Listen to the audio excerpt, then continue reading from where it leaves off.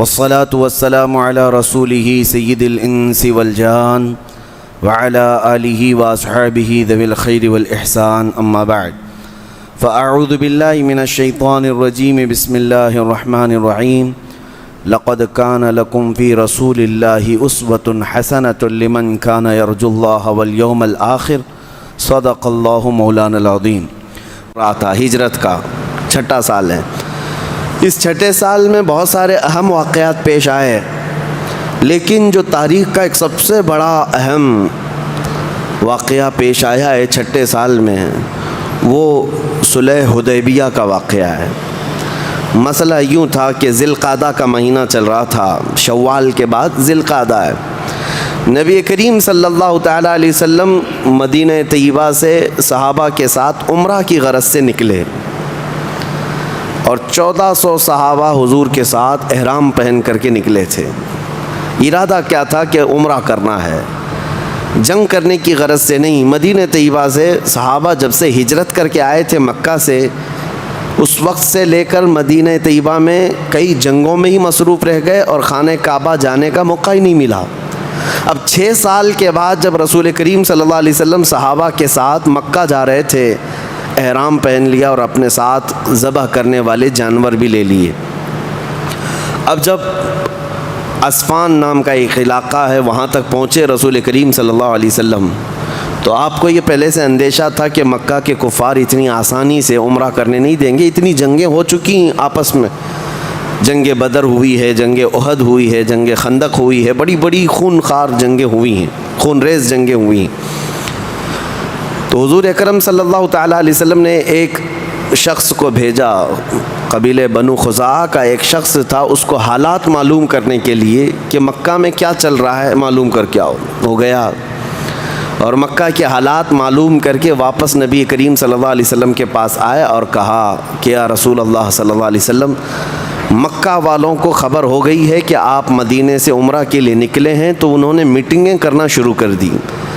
مکہ کے اندر جتنے قبیلے تھے، جتنے خاندان تھے، سبوں نے بیٹھ کر کے یہ میٹنگ کیا ہے کہ آپ کو ہرگز مکہ میں داخل ہونے نہیں دیں گے، اور آپ کے ساتھ جنگ کرنے کی بھی انہوں نے تیاریاں شروع کر دی ہیں۔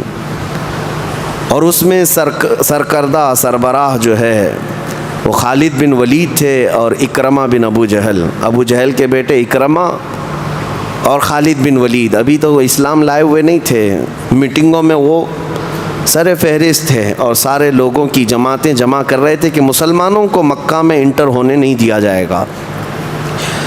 اب وہ خبر جیسی ہی حضور اکرم صلی اللہ تعالیٰ علیہ وسلم تک پہنچی، پھر بھی آپ سفر جاری رکھے تھے مکہ کی طرف۔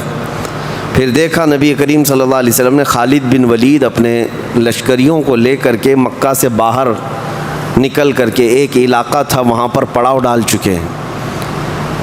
یہ حملہ کرنے کے لیے، جنگ کرنے کی نیت سے مکہ سے وہ نکل کر باہر آ چکے تھے کہ مسلمانوں کا راستہ روکنا ہے۔ ابھی 35 کلومیٹر دور تھا مکہ۔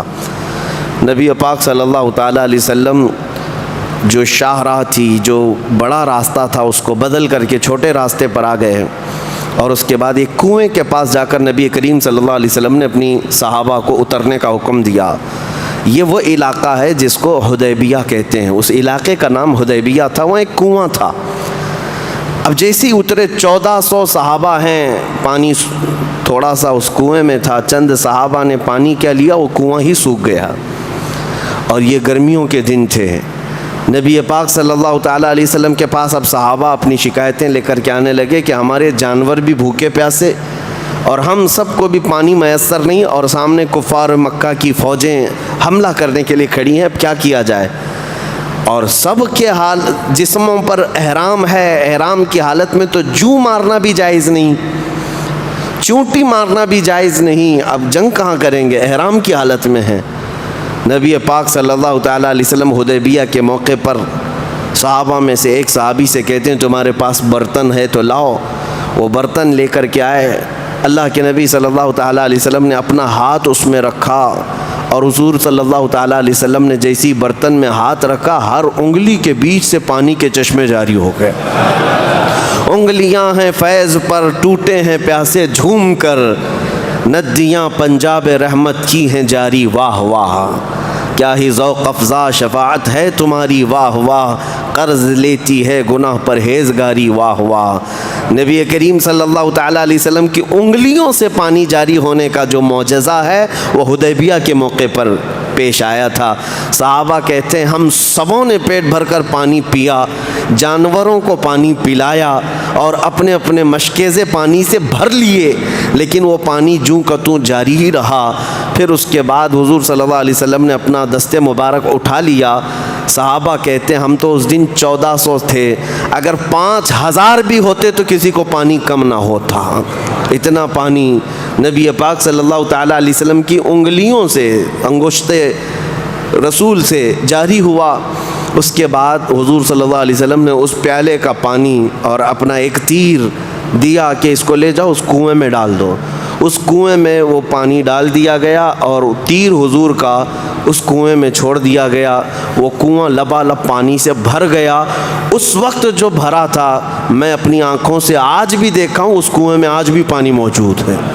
یہ اور بات ہے کہ ابھی چند سال پہلے، 4-5 سال پہلے سعودیوں نے اس علاقے کو ایک کمپنی کو رینٹ پر جگہ دے دی، تو اس کمپنی نے پورے کنویں کا احاطہ کر لیا۔ وہ کمپنی کے اندر آ جاتا ہے کنواں، لیکن ابھی بھی کنواں ختم نہیں کیا گیا ہے، وہی پرانی صورت میں کنواں آج بھی موجود ہے۔ ہم گئے ہیں لیکن اس میں دیکھا کہ آج بھی کنواں پانی سے بھرا ہوا ہے اور میٹھا، لہٰذا نہایت ہی شیریں اور میٹھا پانی اس میں موجود ہے۔ یہ معجزہ میرے آقا صلی اللہ تعالیٰ علیہ وسلم کا وہاں پیش آیا۔ اب یہ حدیبیہ کے موقع پر صحابہ اکرام رضوان اللہ تعالیٰ علیہ مجمعین کہتے ہیں نبی کریم صلی اللہ تعالیٰ علیہ وسلم نے اب یہ دیکھا کہ جنگ کی غرض سے ہم آئے نہیں ہیں، لہٰذا بہتر یہ ہے کہ صلح کر لی جائے۔ یہ کفار مکہ جنگ کرنا چاہ رہے ہیں، لڑنا چاہ رہے ہیں، مناسب نہیں ہے۔ اور جبکہ ذوالقعدہ یا حرمت والا مہینہ چل رہا تھا، جنگ جس میں حرام بھی ہے، حضور صلی اللہ علیہ وسلم نے حضرت عمر کو منتخب کیا کہ صلح کے لیے مکہ جا کر بات کریں۔ حضرت عمر کو بلایا، کہا کہ جاؤ ان لوگوں سے کہہ دو کہ ہم جنگ کرنے کے لیے نہیں آئے، ہم صلح کرنا چاہتے ہیں۔ حضرت عمر فاروق رضی اللہ تعالیٰ عنہ نے معذرت کر لی، کہا یا رسول اللہ صلی اللہ علیہ وسلم میں جاؤں گا، میرے سخت ترین دشمن ہیں یہ مکہ والے ہیں، اور مجھ سے اگر سخت جملے نکلیں گے تو یہ میری جان پر حملہ کریں گے اور یہ مجھ سے برداشت نہیں ہو سکے گا، میں وہاں پر لڑ پڑوں گا۔ تو حضور صلی اللہ تعالیٰ علیہ وسلم نے ان کی معذرت کے بعد حضرت عثمان غنی کو بلایا۔ حضرت عثمان غنی اس وقت بھی مکہ والوں کے نظر میں معزز تھے، ان کا خاندان بھی شریف اور وہ لوگوں میں عزت والے تھے مکہ میں۔ تو حضرت عثمان کو بھیجا گیا مکہ، جاؤ صلح کے لیے بات کرو۔ حضرت عثمان غنی احرام کی حالت میں ہے، مکہ مکرمہ آئے، وہاں پر لوگوں میں جو بات چیت چل رہی تھی، جو بڑے بڑے سردار تھے، ان کے پاس جا کر حضرت عثمان غنی نے کہا کہ محمد رسول اللہ صلی اللہ علیہ وسلم کی طرف سے میں قاصد ہوں اور صلح کا پیغام لے کر کے آیا ہوں۔ تو اس میں ابو سفیان اور بھی دیگر بڑے بڑے وہاں پر جو سردار تھے موجود تھے، سبوں نے سنا۔ اس کے بعد کہا اے عثمان، ہم آپ کی قدر کرتے ہیں، بات یہ ہے کہ آپ صلح کا پیغام لے کر کے آئے ہیں، پرانے معاملات کی وجہ سے آج ہم آپ کو آپ کے احرام کی وجہ سے مکہ میں داخل ہونے کی اجازت تو دے چکے، اور آپ کو خانہ کعبہ کا طواف کرنے کی بھی اجازت ہے، آپ اپنا عمرہ کر لیں، صحیح کر لیں اور واپس جائیں، لیکن ہم محمد صلی اللہ علیہ وسلم کو ہرگز مکہ میں داخل ہونے نہیں دیں گے۔ حضرت عثمان غنی کہتے ہیں اگر میرے جسم پر یہ احرام قیامت تک بھی رہے، میں بغیر رسول اللہ کے عمرہ ہرگز نہیں کروں گا، رسول اللہ کے بغیر میں عمرہ نہیں کروں۔ وہ حرم شریف تک پہنچ کر کے حضرت عثمان غنی خانہ کعبہ کا طواف نہیں کیا، کہا کہ مجھے منظور ہے، میں یہ احرام کی حالت میں رہوں گا۔ جبکہ مکہ مکرمہ پہنچ جانے کے بعد کعبہ سامنے ہے، صفا مروہ قریب ہے، صرف 7 چکر کعبے کے لگاتے اور 7 چکر صفا مروہ کی صحیح کرتے، ان کا احرام ہو جاتا، اتر جاتا، عمرہ ہو جاتا، لیکن حضرت عثمان غنی نے نہیں کیا۔ یہ صحابہ کا عشق ہے اور یہ صحابہ کا مسلک ہے۔ بے ان کے واسطے خدا کچھ عطا کرے، ہاشا غلط یہ ہوس بے بصر کی ہے۔ اسی کو اعلیٰ حضرت نے فرمایا تھا بخدا خدا کا یہی ہے در، نہیں اور کوئی مفر مقر، جو وہاں سے ہو یہیں آ کے ہو، جو یہاں نہیں تو وہاں نہیں۔ نبی کریم صلی اللہ تعالیٰ علیہ وسلم کو چھوڑ کر کے کون سا دین ہے؟ حضرت عثمان غنی جب منع کر دیتے ہیں کہ میں حضور صلی اللہ علیہ وسلم کے بغیر عمرہ نہیں کروں گا، تو مکہ کے جو بڑے بڑے سردار تھے انہوں نے حضرت عثمان غنی کو روک لیا مکہ میں، کہا کہ اب ہم جانے بھی نہیں دیں گے، اب قید کر لیا۔ لیکن یہ قید کرنا ایسا مشہور ہو گیا کہ حدیبیہ کے مقام پر جو 1400 صحابہ حضور کے ساتھ تھے، سبوں میں یہ افواہ پھیلا دی گئی کہ حضرت عثمان غنی کا قتل ہو گیا، مکہ والوں نے ان کو قتل کر دیا۔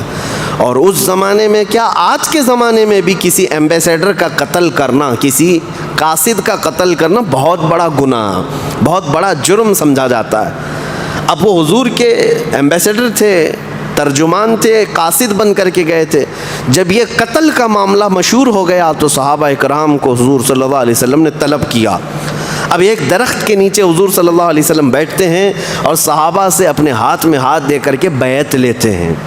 یہ بیعت رضوان کہلاتی ہے، جس کا ذکر سورہ فتح 26ویں پارے قرآن میں موجود ہے۔ نبی پاک صلی اللہ علیہ وسلم نے صحابہ سے یہ عہد لیا کہ تم یہ وعدہ کرتے ہو کہ آخری سانس تک تم ہماری وفاداری پر قائم رہو گے، اللہ اور اس کے رسول کی رضا پر ڈٹے رہو گے۔ ہر صحابی نے نبی پاک صلی اللہ علیہ وسلم کے ہاتھ میں ہاتھ دے کر کے بیعت کیا، اور اس بیعت کے بعد اللہ نے قرآن میں آیت نازل فرمائی، لقد رضی اللہ عن المؤمنین اذ یبایعونک تحت الشجرہ، اللہ ان مومنوں سے راضی ہو گیا جو درخت کے نیچے اپنے رسول کے ہاتھ میں ہاتھ دے کر بیعت کر رہے تھے۔ اور قرآن میں اللہ فرماتا ہے ان الذین یبایعونک انما یبایعون اللہ، جن لوگوں نے اے رسول آپ کے ہاتھ میں بیعت کیا ہے، حقیقت میں انہوں نے اللہ سے بیعت کیا ہے۔ یہ بیعت کیا ہے؟ بیعت کیا ہے؟ بیع کا مطلب عربی میں بیچ دینا، بیع کا مطلب بیچنا۔ تو جب ایک بندہ اپنے شیخ کے ہاتھ میں ہاتھ دے کر یہ کہتا ہے کہ میں اللہ اور اس کے رسول کے لیے اپنے آپ کو تمہارے حوالے کر دیا، وہ بیچ دیتا ہے، اس کو کہتے ہیں بیعت۔ کس کام کے لیے بیچتا ہے؟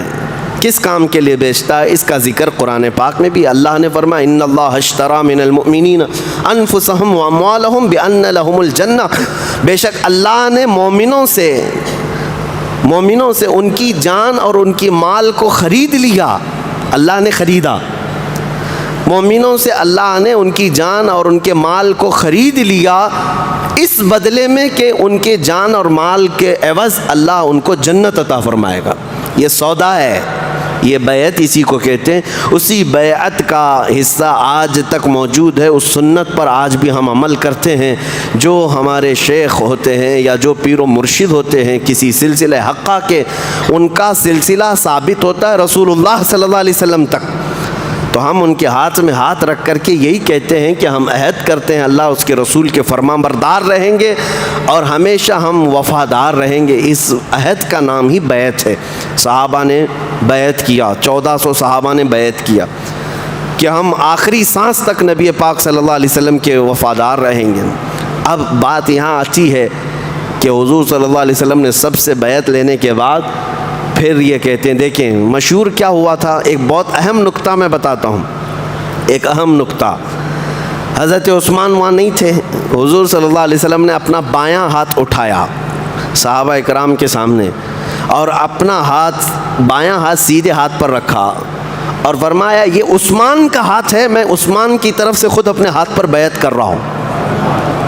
حضور صلی اللہ علیہ وسلم نے فرمایا یہ عثمان کا ہاتھ ہے، اپنا بایاں ہاتھ، کہ وہ یہاں موجود نہیں ہے، ان کی طرف سے میں اپنے سیدھے دائیں ہاتھ پر رکھ کر کے بیعت کر رہا ہوں۔ حضور صلی اللہ علیہ وسلم نے غائبانہ طور پر حضرت عثمان کی طرف سے بیعت کا حکم فرما دیا۔ اب مسئلہ یہ ہے بیعت کس بات پر لی جا رہی تھی؟ بیعت کب لی جا رہی تھی؟ یہ جب افواہ مشہور ہو گئی کہ حضرت عثمان غنی کا قتل ہو گیا، ان کا قتل ہو گیا ہے اور یہاں بیعت حضور لے رہے ہیں۔ اب سب کی بیعت لینے کے بعد پھر حضور کا یہ کہنا کہ یہ عثمان کا ہاتھ ہے، اور میں بیعت کر رہا ہوں۔ معاملات کیسے ہیں آپس میں سمجھ سکتے ہیں آپ؟ ایک جگہ قتل کی افواہ پر سب صحابہ بھڑکے ہوئے ہیں، اور دوسری جگہ حضور بیعت بھی لے رہے ہیں، اور تیسری مرتبہ حضور اپنا ہاتھ دے کر خود حضرت عثمان کی طرف سے بیعت کر رہے ہیں۔ یہ اس بات کا بین ثبوت ہے کہ نبی پاک صلی اللہ تعالیٰ علیہ وسلم اگرچہ مکہ سے دور ہیں لیکن ان کی نگاہوں سے کوئی معاملہ پوشیدہ نہیں ہے۔ میرے آقا غیب داں نبی یہ جانتے تھے کہ عثمان کا قتل نہیں ہوا ہے، وہ قید ہیں، اسی لیے تو حضور نے ان کے ہاتھ کو اپنا ہاتھ بنا کر بیعت کیا ہے۔ حضور صلی اللہ تعالیٰ علیہ وسلم نے بیعت فرمایا، اور اس کے بعد پھر انتظار کرتے رہے کہ دیکھتے ہیں معاملات کیا ہوں گے۔ تو وہاں سے مکہ سے ایک شخص آیا، اور وہ حالات کو دیکھ کر کے مکہ والوں کو واپس جا کر کہا، مجھے اچھا نہیں لگتا کہ اتنے لوگ احرام کی حالت میں آئے ہیں، جانور ان کے پاس ہیں ذبح کرنے کے، اور ان کو ہم اللہ کے گھر سے روک رہے ہیں، ایسا کیسے ہو سکتا ہے؟ تو مکہ کے جو بڑے بڑے سردار تھے وہ میٹنگ میں بیٹھے ہیں، اس میں ایک عمر دراز شخص تھا، عروہ بن مسعود ثقفی۔ وہ اٹھ کر کھڑا ہوا، کہا، اے قریش، کیا میں تمہارا باپ نہیں ہوں؟ سبوں نے کہا ہاں۔ کیا تم سب میری عزت نہیں کرتے ہو؟ کہا میں نے کبھی تمہارے ساتھ دھوکہ کیا یا تم میرے بارے میں کوئی بدگمانی رکھتے ہو؟ سبوں نے کہا کبھی نہیں، ہرگز نہیں، آپ ہم میں معزز ہیں۔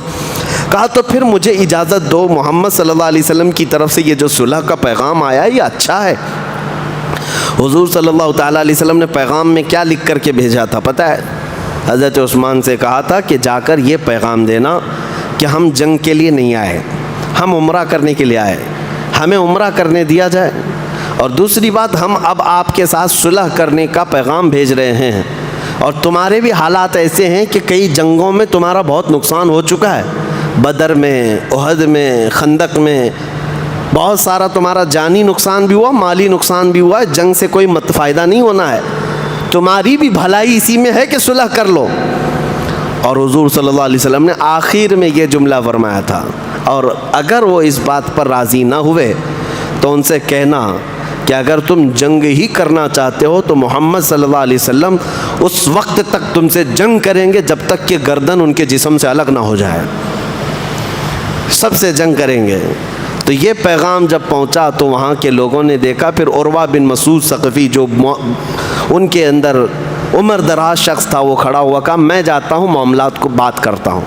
وہ آیا حدیبیہ کے موقع پر، جہاں حدیبیہ حضور صلی اللہ تعالیٰ علیہ وسلم کا صحابہ کا پورا لشکر پڑاؤ ڈالا ہوا ہے، وہ سیدھے آ کر نبی کریم صلی اللہ تعالیٰ علیہ وسلم کے ساتھ بات کرنے لگا، اے محمد صلی اللہ علیہ وسلم، میں آپ کو بڑا عزت والا جانتا ہوں، آپ کی قدر بھی کرتا ہوں، آپ نے صلح کا پیغام بھیجا بہت اچھا ہے، لیکن کیا آپ دیکھ رہے ہیں آپ نے کہا ہے کہ قریش کے ساتھ آپ جنگ کریں گے اور ان کو ختم کر دیں گے، کیا آج تک تاریخ میں ایسا ہوا ہے کہ کوئی شخص اپنے ہی خاندان کو تباہ کرتا ہو؟ اور اگر قریش مکہ والے تم پر غالب آ گئے اے محمد تو یہ جتنے آپ کے ساتھ دکھ رہے ہیں نا یہ سب چھوڑ کر بھاگ جائیں گے آپ کو۔ صحابہ کو تانا مارا، حضرت ابو بکر صدیق وہاں موجود تھے، غیرت ایمانی ایسی جاگی کہ کھڑے ہوئے اتنا سخت جملہ کہا وہ بڈھے ہے، جا تیری جو دیوی ہے لات اس کی شرمگاہ چاٹتا بیٹھ، ہم محمد صلی اللہ تعالیٰ علیہ وسلم کے وہ وفادار ہیں کہ ہمارے جسم میں خون کا آخری قطرہ جب تک ہے ہم حضور کے قدموں سے پیچھے نہیں ہٹیں گے۔ اور اس کے بعد حضرت مغیرہ بن شعبہ رضی اللہ تعالیٰ عنہ حضور صلی اللہ علیہ وسلم کے پیچھے کھڑے رہتے تھے ہمیشہ۔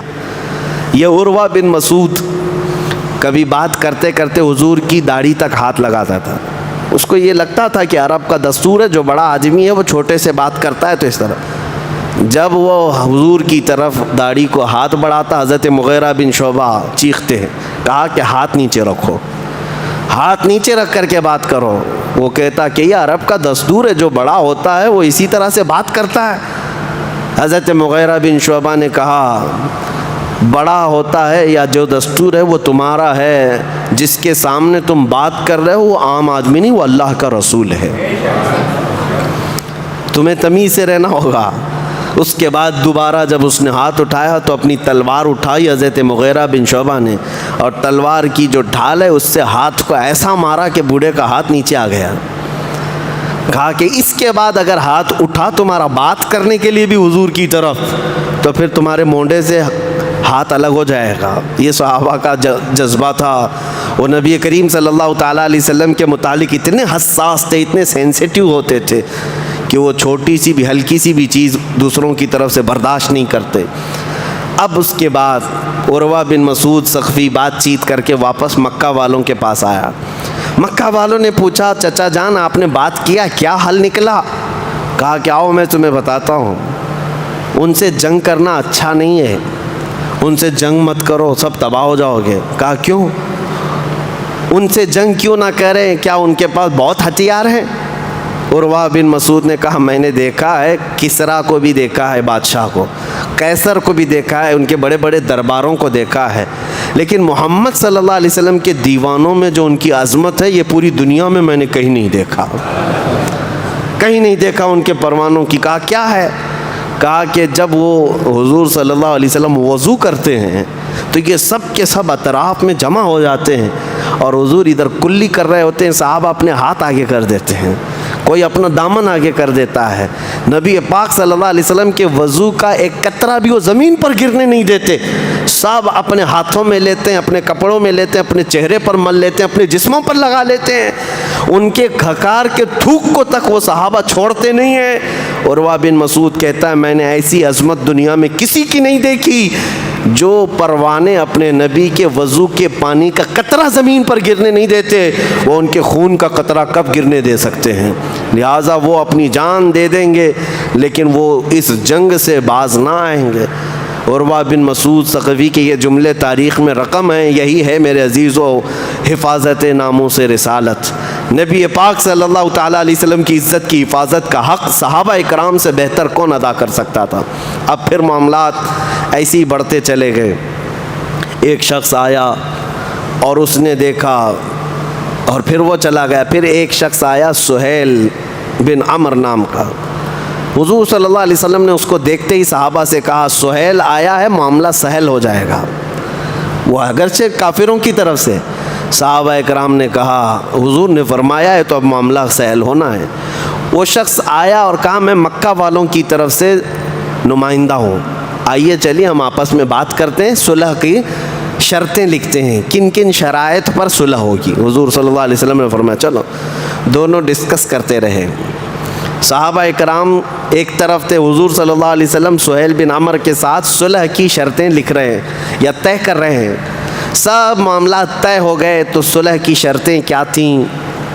پہلی شرط یہ تھی کہ اس سال آپ عمرہ نہیں کریں گے، یہیں سے واپس جائیں گے، آپ احرام کھول دیں، اپنے جانور ذبح کر لیں، آپ یہیں سے عمرہ کیے بغیر واپس جائیں گے۔ اگلے سال آپ عمرہ کے لیے آئیں گے لیکن صرف 3 دن مکہ میں رہیں گے اور بغیر ہتھیار کے آئیں گے، اگر تلوار بھی لائیں گے تو نیام کے اندر ہوگی۔ یہ سب شرطیں تھیں۔ اور پھر اس کے بعد یہ بھی شرط تھی صلح کی کہ اگر کوئی مسلمان مکہ میں رہ رہا ہے تو اسے ہم مدینہ جانے کی اجازت نہیں دیں گے، اور آپ اس کو مدینہ نہیں ایکسیپٹ کریں گے، اس کو ہماری طرف واپس بھیجیں گے۔ اور اگر کوئی ہمارا آدمی مکہ سے مدینے میں آ گیا ہے تو آپ مدینے سے اس کو ہمارے پاس واپس بھیجیں گے، وہ ہمارے پاس رہے گا۔ حضور نے سب منظور کیا۔ اور اس کے بعد یہ بھی صلح کی شرط تھی کہ جو جس کے ساتھ چاہے قبیلوں کے دوستی کرے اس کو اپنا حلیف بنا لے۔ اب یہ شرطیں لکھنے کی بات آئی تو مولا علی کرم اللہ وجہہ الکریم کو حضور صلی اللہ علیہ وسلم نے طلب فرمایا آؤ شرطیں لکھی جائیں گی۔ ابھی شرطیں لکھی جانی تھیں بیٹھ کر کے، کیونکہ یہ ایگریمنٹ ہے، معاہدہ ہو رہا ہے۔ اسی اثنا میں مکہ سے ایک مسلمان حضرت ابو جندل، جو سہیل بن عمر جو شخص ایگریمنٹ کرنے آیا تھا اسی کے بیٹے وہ مسلمان تھے، وہ صحابی رسول تھے۔ ان کو ان کے باپ نے زنجیروں سے باندھ کر کے گھر میں رکھا تھا اور مارتا تھا، یہی سہیل بن عمر جو صلح کرنے آیا تھا۔ وہ زنجیریں کاٹ کر کے بھاگتے ہوئے حدیبیہ کے مقام پر آ گئے۔ حضور صلی اللہ علیہ وسلم نے دیکھا یہ گھسٹتے ہوئے زخموں سے چور چور ہے اور مکہ سے بھاگ کر کے ہمارے پاس آیا ہے۔ حضرت ابو جندل دعائی دینے لگے یا رسول اللہ مجھے قبول کر لیں، میں بہت تکلیف سے وہاں مکہ سے بھاگ کر کے آیا ہوں، میرا باپ روزانہ مجھے مارتا ہے، اور باپ بیٹھا ہوا تھا اور سہیل بن عمر نے کہا اے محمد صلی اللہ علیہ وسلم، ہماری صلح جو ہوئی ہے اس کے لیے میری پہلی شرط یہ ہے کہ میرے بیٹے کو مکہ واپس بھیجنا ہوگا، اس کے بغیر میں صلح کی کوئی چیز سائن نہیں کروں گا۔ حضور صلی اللہ علیہ وسلم نے فرمایا ابھی ہماری ایگریمنٹ سائن نہیں ہوئی، اس سے پہلے وہ آیا ہے، اس سے پہلے وہ آیا ہے، لہٰذا وہ ہمارے پاس رہے گا۔ سہیل بن عمر نے کہا ہرگز نہیں ہو سکتا۔ حضور نے یہ تک کہا کہ چلو وہ مدینے میں نہیں، خاص میرے گھر میں رہنے کی تم اجازت دو اس کو، ابو جندل کو۔ اس نے کہا نہیں، میں آپ کے گھر میں رہنے کی بھی اجازت نہیں دوں گا، واپس کرنا ہوگا۔ حضور صلی اللہ تعالیٰ علیہ وسلم نے منظور کر لیا، ٹھیک ہے ابو جندل کو واپس کیا جائے۔ ایک صحابی ہیں، زخموں سے چور چور ہیں، کافروں کی مار کھا کر کے آئے ہوئے ہیں۔ اب جب حضور صلی اللہ علیہ وسلم نے کہا ابو جندل تمہیں مکہ واپس جانا ہوگا، تو وہ چیخ کر کے رونے لگ گئے اور صحابہ کے پاس گئے۔ 1400 صحابہ وہاں پر ہیں، سب کے سامنے وہ ایسی تقریر کرنے لگے، کہا کہ تمہیں پتہ ہے مکہ والے میرے ساتھ کیا کیا کرتے ہیں، اپنے نشانات دکھانے لگے زخموں کے اور زنجیروں میں باندھ کر کے رکھتے ہیں۔ یہ سن کر کے حضرت عمر فاروق رضی اللہ تعالیٰ عنہ تڑپ گئے، کھڑے ہو گئے، کہا دوڑتے ہوئے بارگاہ مصطفیٰ میں آئے، کہا یا رسول اللہ آپ اللہ کے سچے رسول ہیں؟ کہا اے عمر کیوں نہیں، کیا ہمارا دین حق نہیں ہے؟ کہا ہاں حق ہے عمر۔ کیا یہ کفار سب باطل نہیں ہے؟ کہا ہاں باطل ہے۔ تو کہا یا رسول اللہ پھر آپ ان سے دب کر کے صلح کیوں کر رہے ہیں؟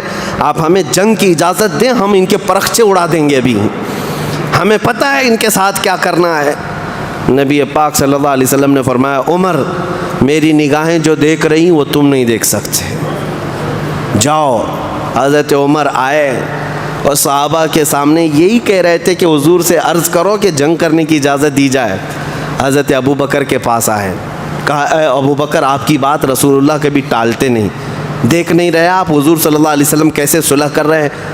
حضرت ابو بکر نے ان کی باتیں سنی، ان کا کندھا پکڑ کر کے ہلایا اور زوردار آواز میں حضرت ابو بکر نے کہا الزم غرضک یا عمر، اے عمر اوقات میں رہ کر کے بات کر، تو کس کے بارے میں بات کر رہا ہے؟ وہ اللہ کے رسول ہے، وہ اپنے پیٹ سے فیصلہ نہیں کرتے، وہ جو کرتے ہیں وہ اللہ کی وحی سے کرتے ہیں، وہی یہ خدا سے وہ فیصلہ کرتے ہیں۔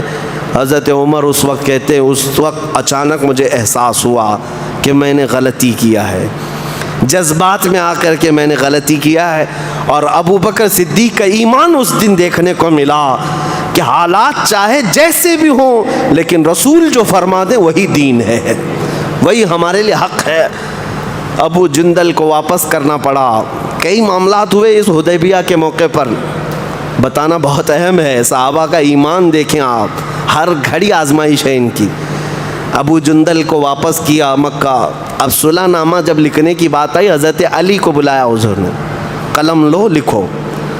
اب لکھنے کا جو تھا بسم اللہ الرحمن الرحیم، تو سہیل بن عمر جو صلح کرنے کے لیے آیا تھا کافروں کی طرف سے، وہ اٹھ کر کے بیٹھا اور کہا ہم رحمان کو جانتے ہی نہیں، ہم رحمان کو نہیں جانتے، خدا کا نام اس میں مت لکھو، پہلے سے ہمارا جیسے دستور ہے بسمک اللہم بس اتنا ہی لکھنا ہے، الرحمن الرحیم نہیں۔ حضرت علی اور جو صحابہ تھے کہا کہ نہیں ہمارا دستور ہے کہ ہم بسم اللہ الرحمن الرحیم ہی لکھیں گے۔ حضور نے اس بحث و تکرار کو منع کر دیا اور کہا ٹھیک ہے مٹا دو، مٹا دو، اتنا ہی لکھو جتنا ہی بول رہے ہیں۔ صحابہ کے لیے بہت بڑی آزمائش کا وقت تھا۔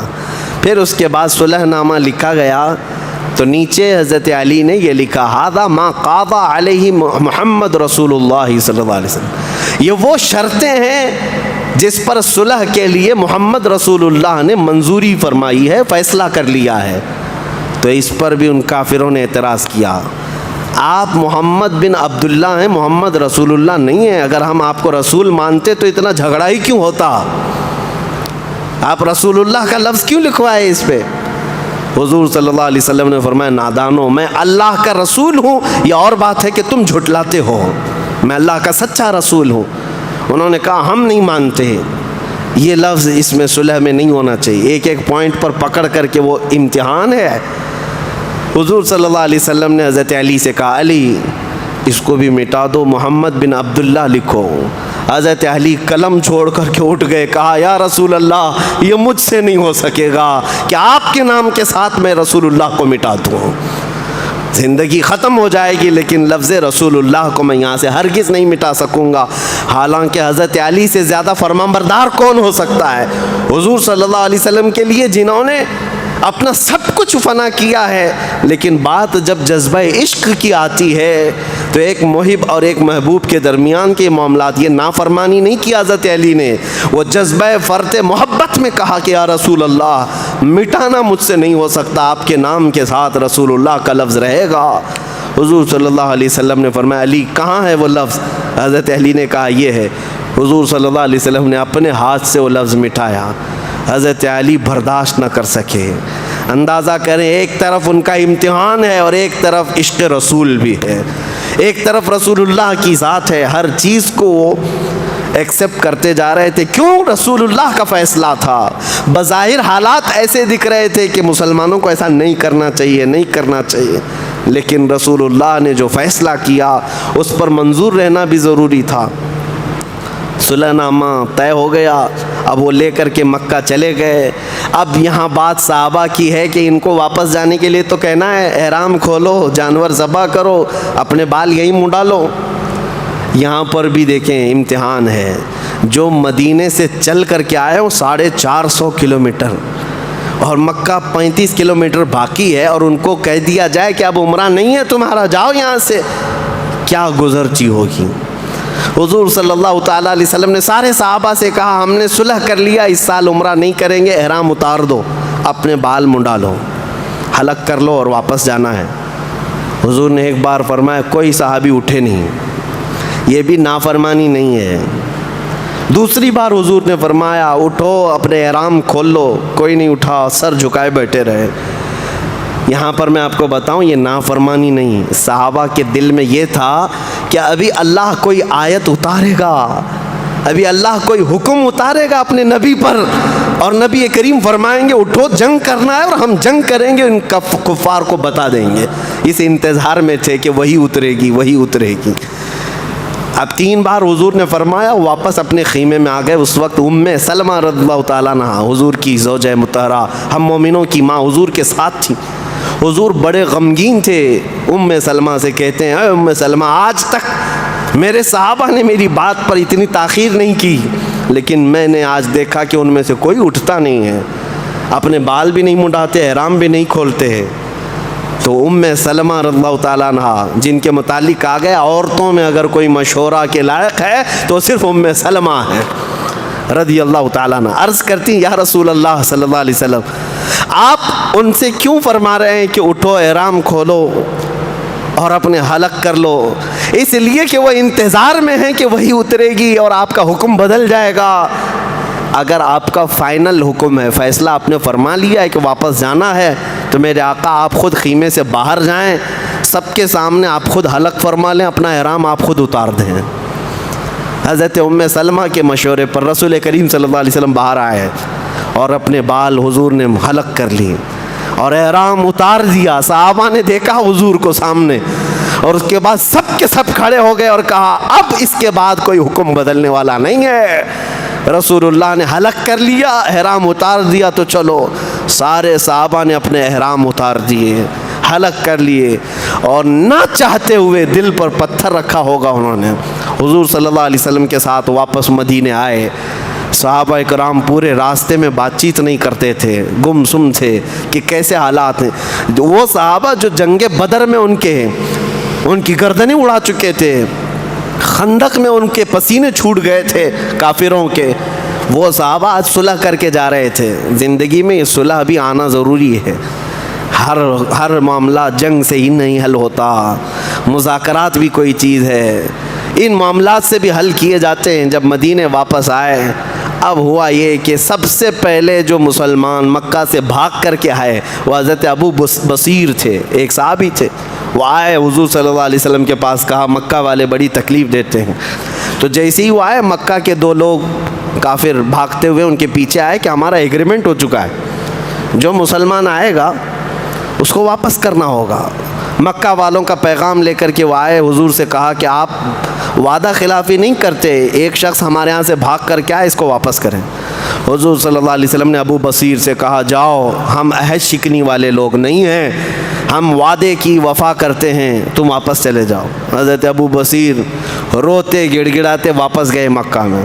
بیچ راستے میں ہوا یہ کہ وہ دو آئے تھے ایک مقام پر، حضرت ابو بصیر ان کے ساتھ بیٹھ کر کھانا کھا رہے تھے۔ حضرت ابو بصیر نے ان سے کہا کہ تمہاری تلواریں بڑی اچھی ہوتی ہیں، تعریف ہے۔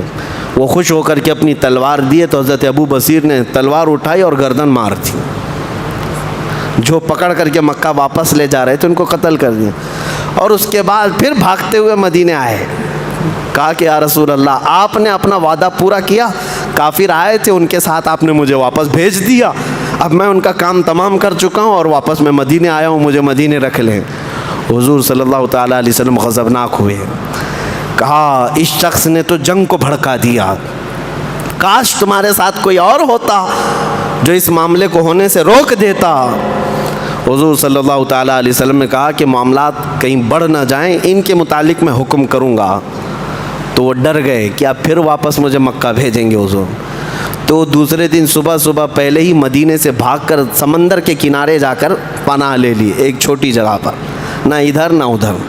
اب ہوا یہ کہ مکہ کے حضرت ابو جندل جو بیڑیوں میں جکڑے ہوئے تھے، حدیبیہ کے مقام پر آئے، وہ بھی مکہ سے بھاگ کر کے اسی سمندر کے کنارے آ گئے۔ اب جب دو لوگ جمع ہوئے ہیں تو جتنے مکہ میں مسلمان قیدی تھے ایک کے بعد دیگرے بھاگتے بھاگتے مکہ سے اسی جگہ جمع ہونے لگے، وہ تقریباً 70 کی تعداد میں ہو گئے ہیں۔ اب وہ سمندر کے کنارے جہاں جا کر کے جمع ہوئے، وہ راستہ ایسا تھا کہ مکہ والے جب بھی ملک شام یا یمن تجارت کرنے کے لیے جائیں گے تو وہیں سے جانا پڑتا۔ اب وہ جاتے کیسے؟ یہ 70 وہ لوگ وہاں پر ڈیرا جما کر کے بیٹھے ہیں جن کو مکہ والوں نے خوب مارا تھا، قیدی بنایا تھا۔ اب حالات ایسے ہو گئے کہ یہ مکہ والے مجبوراً آئے، ابو سفیان کو سردار بنا کر کے بھیجا کہ جاؤ محمد صلی اللہ علیہ وسلم سے بات کرو کہ ہماری وہ جو ایگریمنٹ تھی اس کو ختم کر دیا جائے، کہ مکہ سے کوئی بھاگ کر کے آئے گا تو اس کو آپ کو واپس کرنا ہے، اب اس کو چینج کر دو کہ جو ہمارے ہاں سے بھاگ کر کے آئے آپ اس کو اپنے ہی پاس رکھو، کہیں اور جانے نہ دو، کیونکہ وہ ہمارا راستہ روکے بیٹھے ہوئے ہیں۔ جب یہ ایگریمنٹ ختم کرنے کی بات آئی نبی پاک صلی اللہ علیہ وسلم کی، تو حضور صلی اللہ تعالیٰ علیہ وسلم کے پاس ابو سفیان یہ بات کرنے کے لیے آیا۔ مدینے میں کوئی ابو سفیان سے بات کرنے والا نہیں۔ یہاں بھی کمال عشق دیکھیں، ابو سفیان کی بیٹی ام حبیبہ رضی اللہ تعالیٰ عنہ حضور کی زوجہ ہیں، ام المومنین ہے، باپ کافر ہے، بیٹی حضور کی زوجہ ہے۔ جب ابو سفیان نے سب سے بات کرنے کی کوشش کی، کوئی بات نہیں کر رہا ہے، تو اپنی بیٹی کے گھر آئے، میری بیٹی حضور کی زوجہ ہے۔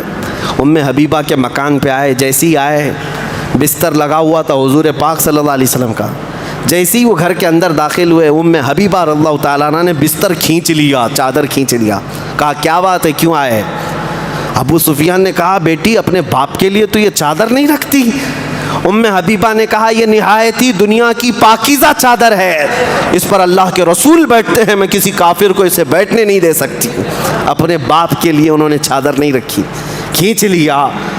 اور اس کے بعد ابو سفیان نے کہا یہاں کہیں دال گلنے والی نہیں ہے، جب میری بیٹی کے گھر بات نہیں ہو سکتی تو دوسروں کے ہاں کیا ہو سکتی ہے۔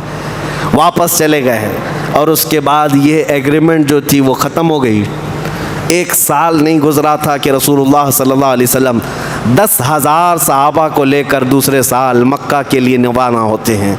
یہ رمضان کا مہینہ تھا، عمرہ کی غرض سے نکلے رسول کریم صلی اللہ علیہ وسلم۔ اب حالات مکہ کے ایسے بدل گئے تھے کہ سب میں آپس میں اختلاف، لڑائیاں، قبیلے آپس میں دور ہو چکے تھے، اب کسی کے پاس لڑنے کی طاقت ہی نہیں تھی۔ نبی پاک صلی اللہ تعالیٰ علیہ وسلم جب مکہ میں داخل ہو رہے تھے، اس شان سے داخل ہو رہے تھے کہ قرآن کی آیت جو ہے انا فتحنا لک فتحا مبینا، اے محبوب ہم نے آپ کو روشن فتح عطا فرمائی ہے۔ حضور بغیر جنگ و جدال اور قتل و قتال کے مکہ میں داخل ہوئے۔ 20 رمضان کا دن تھا، حضور آتے ہیں مکہ مکرمہ میں، سیدھے خانہ کعبہ کے اندر موجود سارے بتوں کا صفایا کیا اور بلال حبشی کو کعبے پر چڑھا کر پہلی اذان وہاں سے دی گئی ہے۔ یہ مکہ فتح ہوا، اس وقت حضور صلی اللہ علیہ وسلم سے ڈرے ڈرے بھاگ رہے تھے کافر، جتنے دنوں تک جنگ کرتے تھے، لڑتے تھے، آج حضور کے بارے میں قیدی، حضور کے پاس قیدی بن کر آئے تھے۔ اور صحابہ نعرہ کیا لگا رہے تھے؟ الیوم یوم الملحمہ، الیوم یوم الملحمہ، آج تو گوشت کے چھتڑے اڑانے کا دن ہے، آج تو گوشت کے ٹکڑے اڑانے کا دن ہے، ماریں گے اتنے کہ ٹکڑے ٹکڑے ہو جائیں گے۔ صحابہ جوش میں یہ نعرہ لگا رہے تھے۔ رسول کریم صلی اللہ تعالیٰ علیہ وسلم نے سارے قیدیوں کو جمع کیا اور اس کے بعد صحابہ کا یہ نعرہ بدل دیا، الیوم یوم الملحمہ، آج گوشت کے ٹکڑے اڑانے کا دن ہے۔ حضور نے بدل کر کہا نہیں، الیوم یوم الرحمہ، آج کا دن رحم کرنے کا دن ہے۔ اذهبوا انتم الطلقاء، جتنے قیدی ہو کر کے آئے وہ جاؤ، سب کے سب تم آزاد ہو، سب کے سب تم آزاد ہو، سب کو آزاد کیا۔